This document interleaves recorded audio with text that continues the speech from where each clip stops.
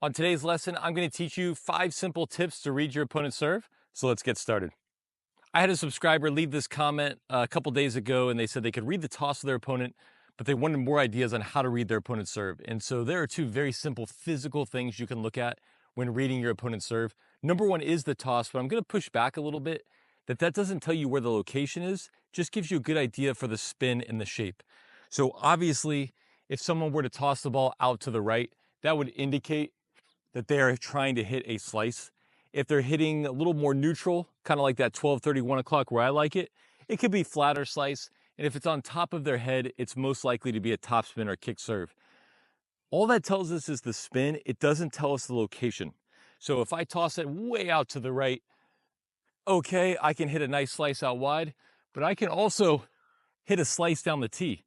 Now, the slice down the tee bends back into them a little bit, but I can hit both corners with a very, very extreme slice. So that's always a myth. People used to tell me, well, if you toss it at 1 o'clock like you like on your serve, isn't that so readable? Only the spin is readable, not the location. The second thing you want to pay attention to, it's very simple, is their starting location. So the closer someone starts to the tee, that makes their tee serve angle a little better. If they were to start way out here, they're probably going wide. Now again, is that 100%? No, but you can start to layer the first 2 things we've talked about today. So if someone is starting close to the tee and they're tossing it on their head like this, I don't really know why they would stand that close to the tee, give me a kick serve toss just to attempt to slice out wide with no angle. Same thing, if they were starting over here and we've got a nice wide toss and they've already given themselves room, I'm going to assume they're going wide. So those aren't 100% of the time, but if we layer those 2 things, you already have a pretty good idea against most players what they're trying to do. All right, so now comes the fun stuff, the chess match, mind reading. And the first one is so simple, I swear you're going to think I'm making it up and that it doesn't work, but it really does most of the time. And that is simply just to pay attention to the first 2 serves they hit in the match.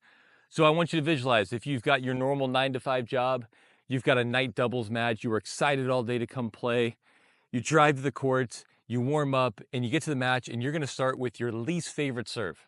I don't think so. You're going to start with your favorite serve. That would just make sense.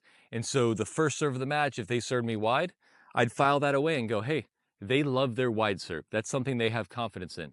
And if you like your serve, you're probably going to hit that serve more often. So it's just a great indicator for me of what you like to do. Working very closely with that concept is where do they serve on the first big point? So we know that all points aren't created equal. 0-0 in the match is nowhere near as important as 5-all no ad. So whether it's the first break point, it could be 30-40, 15-40. It could be late in the set, maybe like a 3-4 break point. But whenever we get to something valuable, I want you to pay attention to where they go.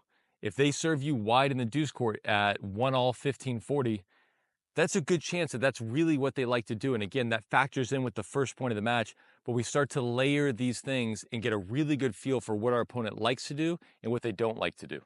The third concept, also very simple, is just pay attention to where people warm up. So I can't tell you how many times I've seen someone come out and they just toss it out to the right.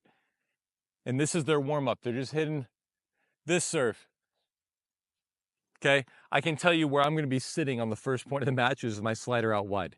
I'm not going to respect anything else other than what they warm up. So if someone can warm up wide, tee, body with topspin, okay, they've shown me they have a grasp on all the serves. I'm going to respect everything to start the match. But if they can start out with only one type of serve and maybe 1 or 2 locations, that's what I'm going to sit on to start the match. Just a quick break. I'd like to think I'm coachable. And everyone tells me on YouTube, you have to beg for the likes and subscribes. It really actually does mean the world though. So when I do these videos and I see a lot of likes and I see new subscribers, it makes my day. So please look into that if you're enjoying the videos so far. Another thing you have to understand with reading the serve is you don't respect serves they can't hit. So I can't tell you how many times, let's say someone stood out here wide, they toss it wide, and my player over there that I'm coaching is covering the wide serve. And this person hits a tee serve, but misses it. My players sometimes would say, oh man, they had me. And my response would be like, no, they didn't. They missed the serve. They didn't have anything. They served tee, but clearly they aren't capable of making it, or at least making it consistently. So keep that in mind as well. If you see someone trying a serve a lot, but they can't execute it, cross that off your list. You don't have to worry about that serve at all. You only have to worry about serves that players make. All right, so now we have a very simple framework for knowing where that serve is going to go. And again, we're not playing a lot of grandmaster chess players on the other side of the net. They're more worried about making the serve, their own technique. They're in their own head. They're not really trying to fool you that much. So if you keep track of these 5 simple things, it's going to be really good for you. But what do we do with that information? So let's say I see the person on the other side of the net. They're slide over a little bit in the court. They toss out at 1 o'clock. So I know they're going to be slicing wide to my forehand, or I have a very good idea. If I like my forehand, I don't do anything. I just stand normal, pretend like I don't know what's up. Right when they toss, I can step over and I can crack that thing. Now, let's say you're actually like me and your forehand return sucked when you played and you really didn't want them to hit it.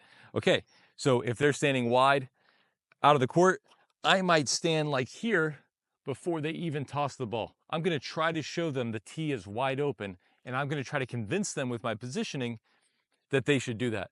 Now, even if they know my forehand sucks, there's going to be a range where maybe it's not here. Maybe they're still going to serve to my forehand. Maybe still. There's going to be that line where they go, okay, well, now it's too tasty to pass up. And then I am controlling them. Just with my positioning, I am telling them what serve they're going to hit, which is a very satisfying feeling. So again, just to recap, we got 2 physical cues. We do have the toss, but we also have the location on the baseline. And then we got 3 mental cues, which is where they start serving the match, where they start serving on the big points, and how they warm up. Again, it all sounds so simple, and yet I can tell you it's really usually not more complicated than that. So keep these tips in mind. You'll make more returns. Missing a return is the most common mistake in the game. So if we can clean that up, you can win more matches.